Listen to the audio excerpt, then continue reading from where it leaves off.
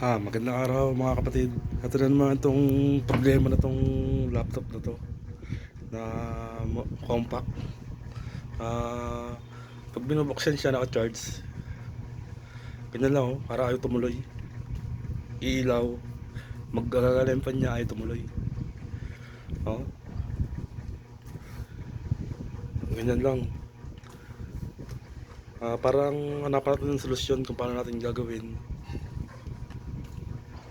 Ganyan lang siya. Bubukas ayaw tumuloy.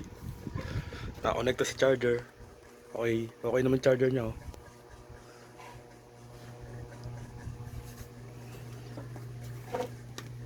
Ilaw charger. At troubleshoot natin. Ito ang sabi ng may-ari. Matagal daw na stock. Parang ang duda ko sa battery to eh. Tanggalin muna natin yung battery. Ayaw ko eh. Battery yata solusyon ito pare.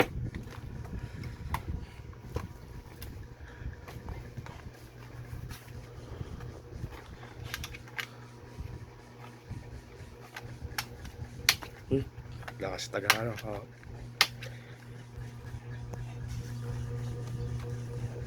Remove battery.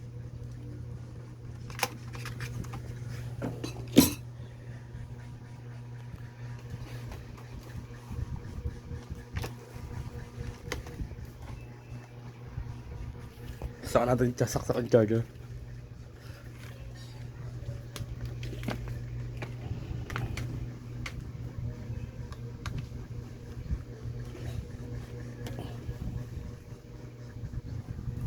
Then on. Tignan natin kung magtutuloy. Diba? Okay na.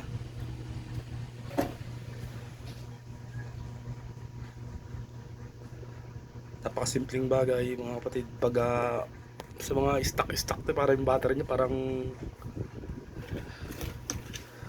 kailangan palitin na yung battery niya.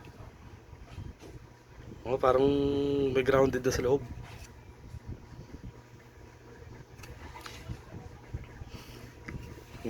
Kasi sa mga ayan, yung mga bagay na ganyan, pwede natin linisin muna.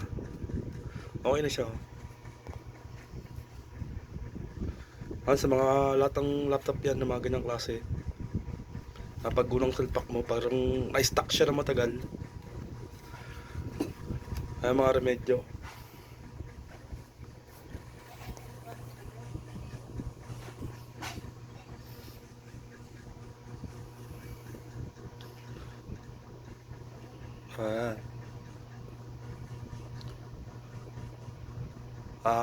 Mga kapatid, tuloy natin yung mga ano natin na patuloy po tayong subscribe, notification bell, take all.